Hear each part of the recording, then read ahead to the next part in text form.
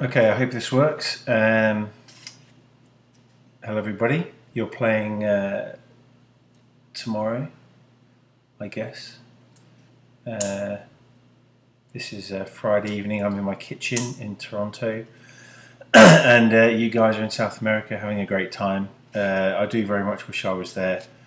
Don't want to go into that, to be honest. A bit gutted. I'll start crying in a minute. So I'm just going to run through the squad for the first test as given to me by Mr. Winokur, and say a few words about everybody.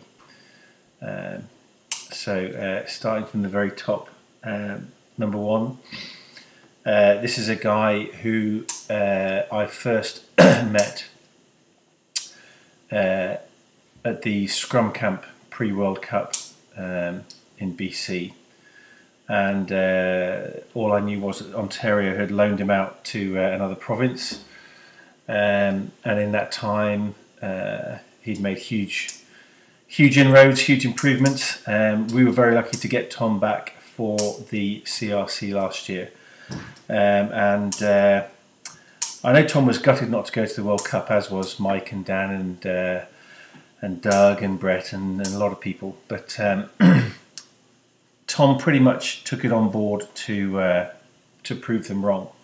And from the first game in the CRC, he made an impact. By the last game, when we sort of sealed the championship, Tom had improved in every game. In fact, in the last game, I thought he was our best player, and it was by far the best game he'd played for the Blues, which was awesome.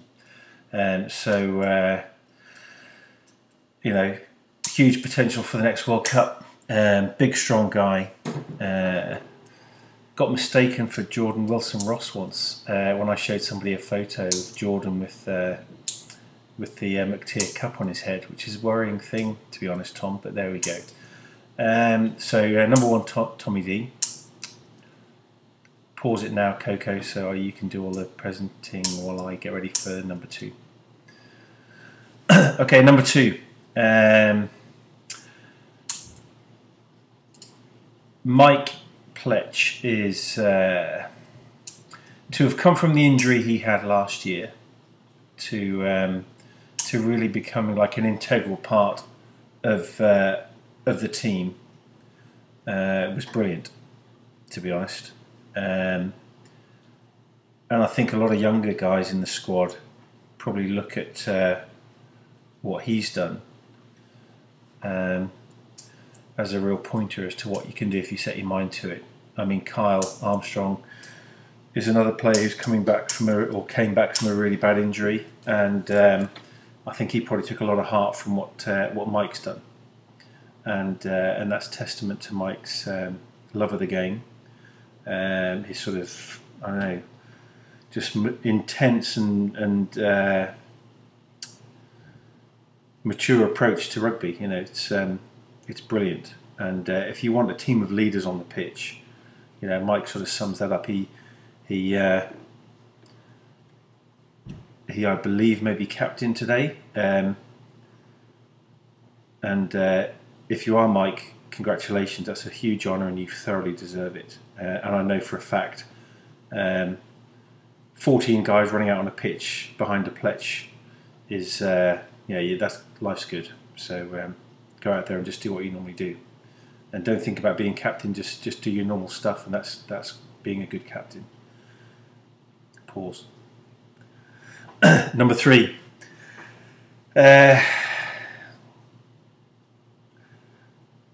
When you take a squad away as far as South America, or even Calgary, or Newfoundland, or Vancouver, having someone like Doug Waldridge on board is fantastic. That's what touring is all about, to be honest. I thoroughly enjoyed Doug's presence on and off the pitch last year. Great squad guy. Loves a bit of a rumble on the pitch. Gives it everything with a smile and all the rest of it. Fantastic guy. Doug, just one tip. as I mentioned to you after the game against BC, don't get a hard on before you get on the pitch, because that means you're not going to stay on the pitch very long. So keep it in your pants, mate. It doesn't matter how good a player you are, if you're not on the pitch and you're in the sin bin, then you can't do all the stuff that you're capable of doing. So no hard-ons. Pause. Number 4. Second rows are massively important to any team. Ask anybody. The England World Cup winning side was all built around Martin Johnson, and the second rows of this team are just as important to how successful you're going to be on the pitch. When I first met Brett Bukaboom, it was at the camp in BC. The initial signs were really shit, to be honest, Brett. You came on with long hair, big Bambi eyes, clean shorts, matching socks, everything that in the UK would get you punched in the face in training, playing second row looking like that. I think you had a new pair of white cleats on as well. Bullshit. So I thought, everyone said, there's this young guy, look at his vertical standing jump on YouTube, awesome. And I just thought, no, I really can't see that guy cutting it at any level beyond sort of club.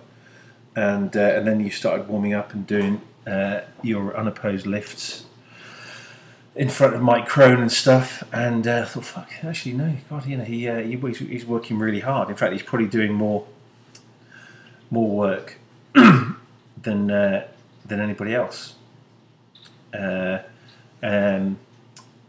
So you sort of proved me wrong there, to be honest. And then, of course, it came to game time for Ontario, and consistently reliable and doing everything that you're asked to do. In fact, I don't know if the rest of the squad know this. They may do, they may not, but I'm going to tell them anyway. At the end of the season, when we won the CRC, each province was asked to name or nominate one player from their own province as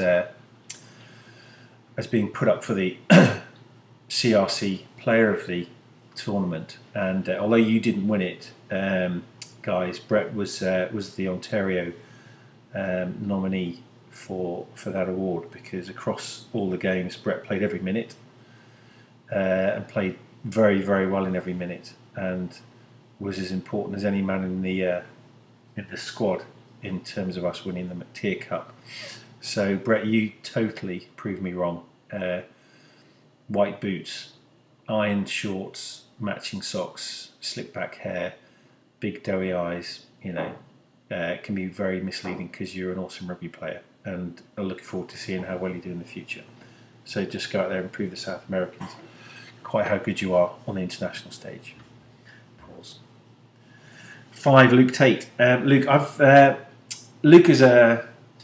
never seen Luke play, to be honest. I've only met him once, and my first impressions, unlike those of that I had when I met Brett, I thought, met Luke Tate, thought, big fuck, fucking. Why don't Canada have more of these big fuck off units in the second row? And he looks like a professional second row.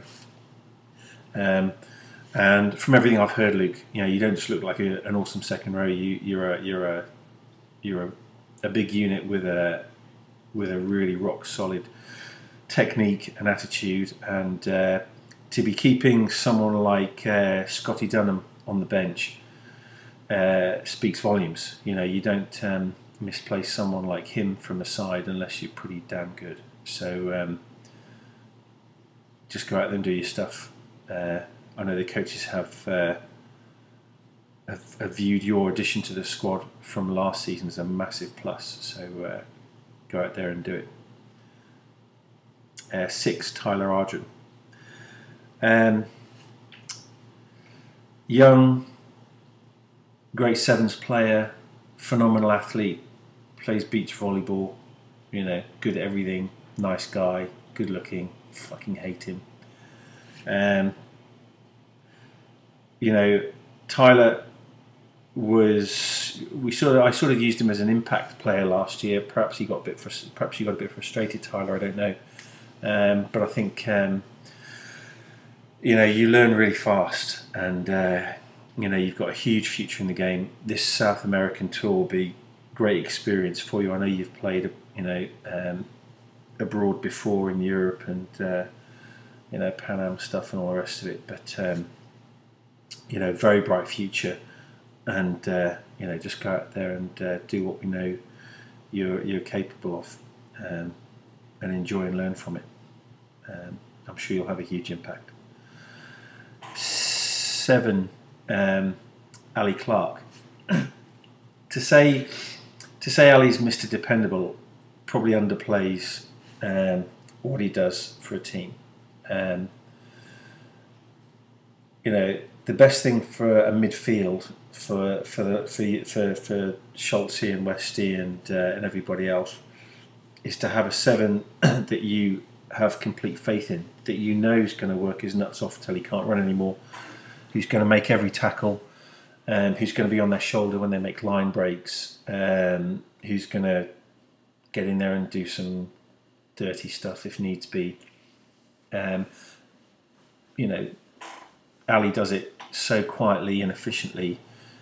For some people who don't know rugby, he actually sort of flies under the radar and doesn't get noticed. But for people that do know rugby, he's a very, very impressive player, and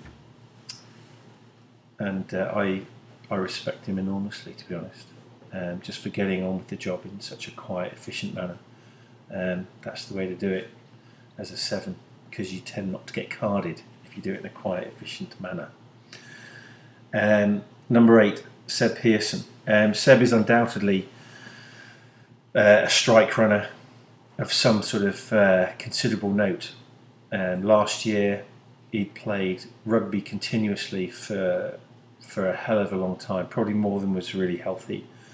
And you know, we kept relying on Seb to get over the gain line, to do the hard yards, and put himself about. And I think that's probably why he loves, you know, why he plays rugby. You know, if you asked him to play 50 games a year, he'd probably play 50 games a year and then, you know, ask for some more, because his appetite for the game is huge. And that's awesome. Work rate for a big, heavy guy is really impressive. And it's nice to have people like that on board, I think. So Seb, go out there, just do your normal thing. Please don't pick up from the back of the scrum too often.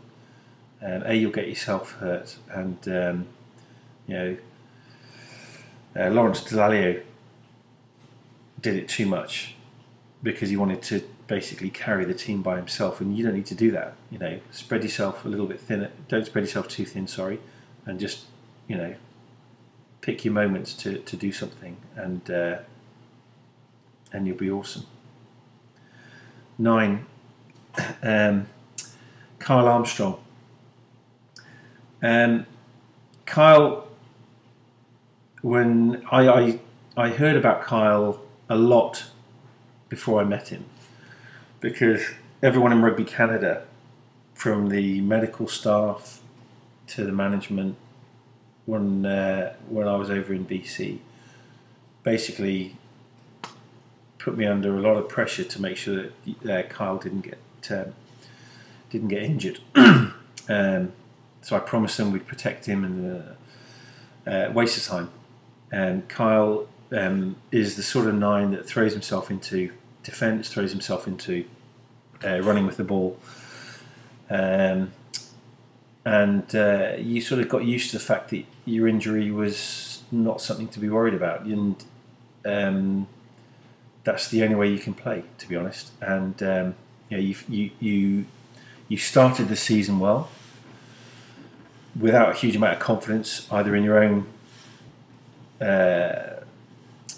ability to overcome your injury, and also in your own ability. You know, you were constantly asking me, what do you need to do to improve? That's great. But it does show that you really were worried. And you had no need to be as the games went on. You had a good game against the Prairies, first game, and you grew from that and finished the season really strongly. And I think probably you're going to just take it from there. You know, still very young, but with your kicking ability, with your decision making, with your management of your forwards, you really have everything there, Kyle, and just put it on the pitch, and it'll be happy days for everybody in front of you and behind you. 10, Liam Underwood. There is, for an old guy like me, for an old fat guy, I'm injured and I've put a stone and a half on since you guys probably saw me last. To see a young guy like Liam sort of settle into a senior squad that's great. That's great. And for Liam to make a start at 10, you know, you thoroughly deserve it, and you're an exciting player, and that's the way the world's game is going now, because defences are so good. You need somebody at 10 who can ask questions of a defence, and I think your approach to the game, because you're pretty fearless, because you don't really know anything else. You're not scared of anything, so you try it all, and and you and Conor McCann are two of the brightest lights in rugby in Canada, and this whole experience should be really cool. So go out there and just blow them away. Just try stuff. Go for it. If Silver's going nuts now, by the way, and says stick to the game plan, tell him to fuck off. 11, Ryan McSween. Now, Ryan,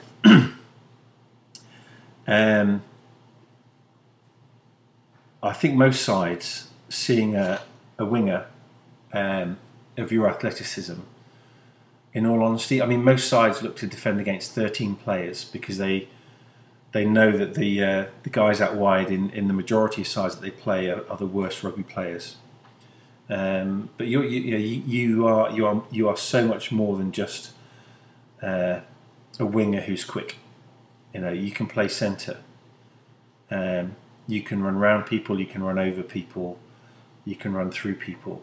And the only thing that holds you back is your own self-belief. Okay. But if I was in the midfield, I would want to give you the ball as often as possible and then just play off you, because I know you're going to give us the ball back. And for forwards and for centres, getting the ball wide, knowing that the guy's going to give you a good ruck situation is, and also carry the ball on through contact a little bit so you get a bit of time to catch up with him. That's what wingers that should do. So and you do it very well. So it would have been nice if I was 20 years younger and could have played inside you and then behind you, trying to feed off the ball that you can give your team back. 12, Schultze. Now I know this sort of seems weird because Schultze wasn't with us last year, because obviously he was with the national side at the World Cup. But Schultze, I think, and Winnie Kerr will back me up on this, I think Schultze was the first Blues player I met at Burlington Touch in the Dome. So there you go, Schultze, first guy I met. And I just saw him play a bit of touch, shook his hand. He nearly broke my hand in that handshake, and I thought, fuck, there's a centre who's bigger and fucking stronger than most others, and it sort of impressed me from the get-go. And I've never seen you play 15 aside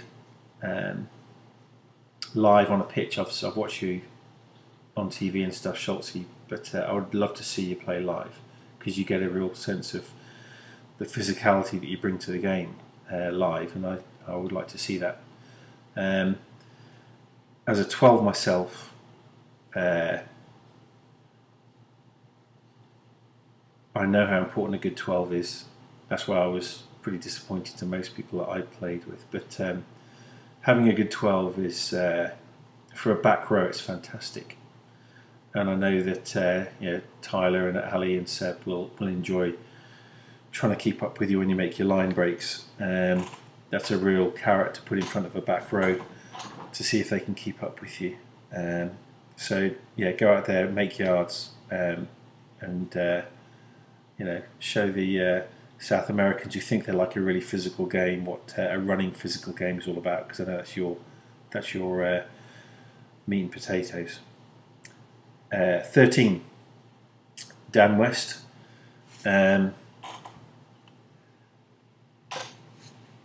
Another, like Clarkey, just an ultra efficient rugby player, and Westy sort of works it out. The shortest line in defence to get to an opposition player. That's why he makes so many tackles. The best way to tackle a guy, which is why he creates turnover. How to get on somebody's inside shoulder and keep the ball alive and get over the gain line. These are all really basic, fundamentally important things, and Westy does them really well. He's not a huge guy, not an ultra quick guy, just a really clever player, and it's always nice to have a couple of those in the team.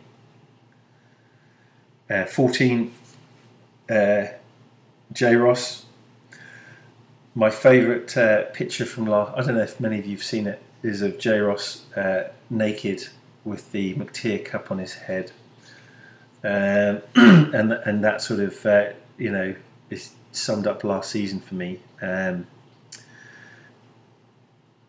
Another winger who just does stuff, doesn't sit out on the wing waiting for the ball to come to him. He'll go looking for it because he's like a fullback who wants to come into the line. So, you want all 15 players to want the ball, and J. Ross is somebody that just pops up somewhere at 100 miles an hour, pins his head back like that American sprinter, what's his name, Michael Jordan or something, and just fucking goes for it, and it's brilliant to watch, absolutely brilliant to watch, and I love it, and I love Jordan, and score some tries, Jordan. Just go and do it. 15, Craig Marshall. No side is complete in rugby without a Scottish player. I'm sorry. You can't have a good side without a guy from Scotland giving the orders from the back. And Craig is he's a really solid 15, because he knows what's in front of him. He can move people around to the right places. Pops up at the important time. Scored a crucial try at the very end of our CRC campaign, just when we needed something to happen, and Marshall does it. That's quality, and it gives the team a lot of confidence when your final line of defence is a secure one. And Craig undoubtedly gives you that, and he can kick too, which is always useful for 15. Okay, I'm coming to the bench now, but all these guys, I'm sure, will play a huge part of the game. God, I've gone for 24 minutes. Fuck, Mark, sorry about this, mate. Binky. Craig is, we all know he's a big fucking unit. If I was ever in BC being chased by a bear, I would undoubtedly want Craig to be beside me. Firstly, because he'd beat the fuck out of the bear, and secondly, because I'm way quicker than Craig, so if anyone's going to get eaten, it's him, not me. But if you want to if you really want to piss off a front row, it's when you make a substitution and bring on someone like Binky, because an opposition prop with 25 minutes to go, and you look at all the senior sides now, they bring on somebody who can just, and who enjoys fucking inflicting pain on somebody who's already knackered and doesn't want to be there. And you got to be a really evil fuck to do that job well. And Binky's pretty good at it, to be honest. So and so Argentinians pride themselves on scrummaging Binky, and I'm not kidding. If you guys can push them back in the scrum, they'll fucking hate it. So make sure that happens. 17, Ray Barkwell. Now, to be honest, Ray is the only player in the squad that I've no real experience or knowledge of. So Ray, fantastic to break into a pretty established winning squad. That's not easy to do. I've done a bit of research, and all I know is you're what I was told was a feisty little fucker.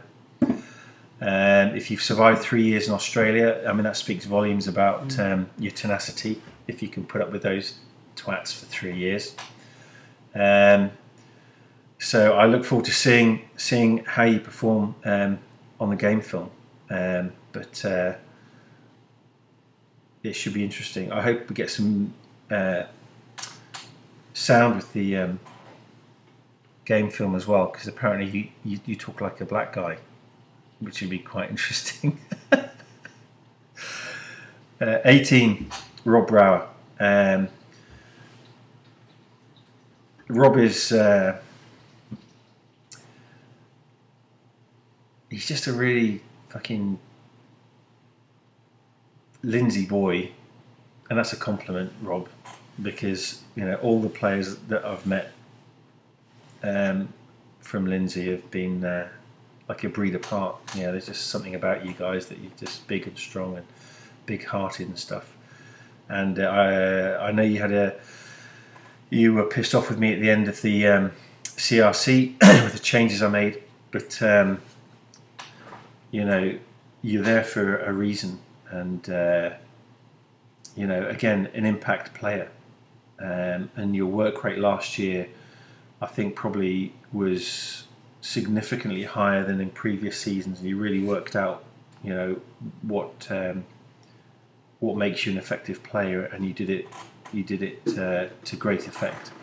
And I'm really pleased to see you in the squad, and enjoying the benefits of all the effort you've put in. So, when you get on that field, just create hell, because you're quite good at that.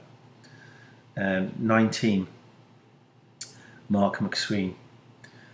Well, Mark, I hope you're there, and you obviously brought your passport and you've got your boots and stuff like that.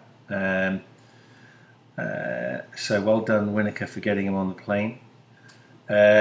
Mark, I mean, you need to step out of the shadow of being Ryan's brother. That's all I can say. I mean, Mark is such a naturally talented guy, and plays it with such reckless abandon, plays the game with such reckless abandon. It's just a joy to watch. And when things don't go well, I can remember when we conceded a try, I think it was against Canada before in the World Cup warm-up game. You look around the field and there's bodies lying everywhere, and people are tired and all the rest of it. And there is nobody, when we concede a try, more fucked off than Mark McSween, because he totally feels responsible for anything that doesn't go well. And I don't think people realise that, how seriously he takes his responsibilities on the field, and how much it hurts him when things don't go well. And you see him walking back after we've conceded a try, and he just looks fucking distraught. Whether he was anywhere near where the try was scored or not, he just takes it all personally, and you know, that's awesome. You know, you need to feel pain when things go wrong, and that's why teams work. That's why rugby's a good team game, because you have people like Mark who play with their heart on their sleeve and just put everything into it. So good to see you there, Mark. 20, Scott Dunham. Well, Scotty, I mean, you fucked up the average age for the squad.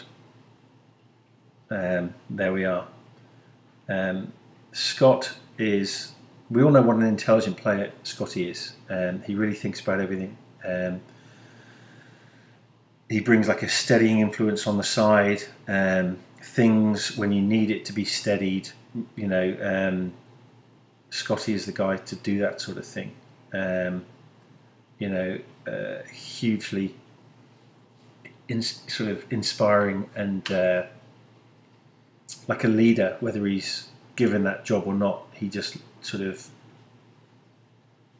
brings people along with him, and gets the best out of them, and no one puts more out on the pitch than Scott does, and it's great to see you there, Scotty. You know, Pat Parfrey, very seriously, and I know we take the piss, but you know, called you a future legend of Canadian rugby, and that's what you are. You know, everyone in Ontario knows who you are and what you do, and what you probably represent the jersey of the Blues, but you personify it more than anybody else, and that's brilliant. So enjoy the tour, enjoy the game, and you know, I feel you're going to give an awful lot to the Blues over a very long time, whether it's playing and coaching. So good luck, mate. 21, Rory Tomlinson.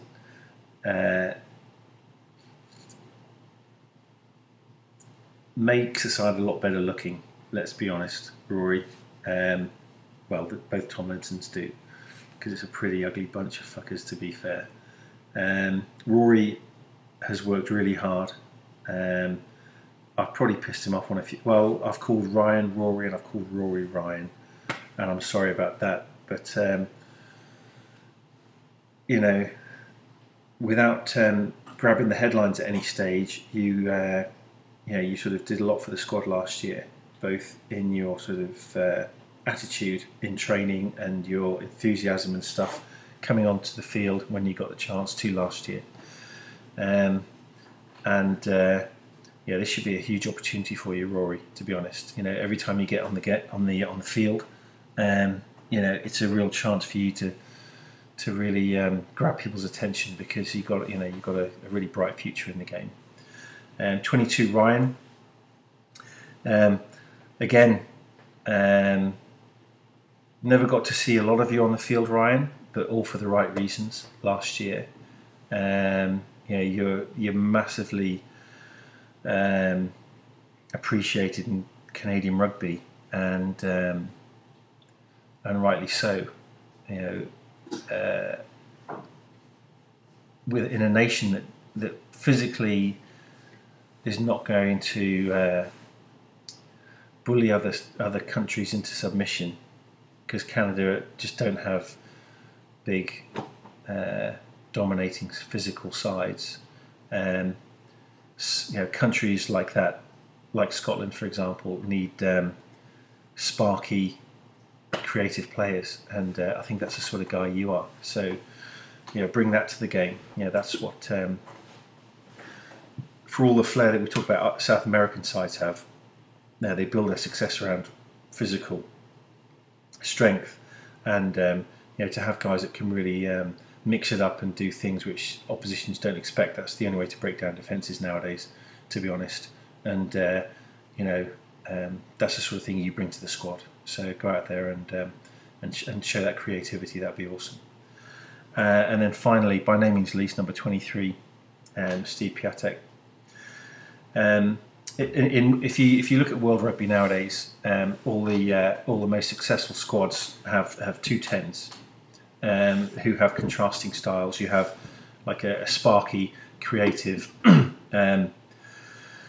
game breaker type 10, and you have a rock solid, tactical, clever, screw a game down and just make sure the right things happen at the right time 10. And Ireland have that, New Zealand have that combination. England have gone down that same path as well. Wales have two tens that are contrasting, but both bring a lot to the game. And all those countries use both of those tens every game for a reason. Whether it's give the sparky guy 50, 60 minutes to win a game, and then the other guy can come on and either seal the win or apply pressure deep in the opposition 22 to try and turn a game over with a few penalties or a try at the death, or the other way around, where you want to grind out a really secure win and then give the sparky guy 20 minutes at the end just to try and show show the other side's a different aspect to your tactical approach. Doesn't matter. You need a 10 that puts you in the right places, kicks reliably, and steers the ship. And Steve undoubtedly does that really, really well. So, Steve, in whatever way you are entering the fray, whether we are behind or whether we're ahead, I know you'll do whatever is required to get the Blues through to the winning post, because that's what you do really well. In tight games, you've shown last year quite how to get us over the finish line first, which is a real quality. And I hope you guys don't need that, and that if Steve comes on with 20 minutes to go, we're 30 points up, and life's good. But whatever happens, enjoy everything. If you look at your coaching, look at the coaching staff, look at Silver and Fuzzy, and look at Con. There isn't a lot of hair on those heads. Okay, don't fuck them about. Don't stress them out, because there's not a lot of hair to lose. So please do what they say, and life will be good, and they'll retain what hair they have. My other tip for South America is, and I'm going to stop now, I've been going for 37 minutes, Christ. There's a drink called Fernat, and it's like a herbal liquor. Well, that's all I can say. And it's the best drink in the world because it gets you massively pissed, and the herbs cure your hangover at the same time. So if you're allowed out drinking, drink Fernat. And it's like cough medicine. So drink it with Coke.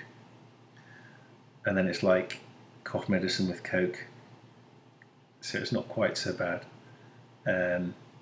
But that's my top tip. I look forward to watching you guys succeed down in South America. I very much hope you all individually perform as well as you can, and do your coaches and your off-field crew proud, as I know you will. And I wish I was there, and I miss you all very much. So good luck, and game on. Press find the stop button now.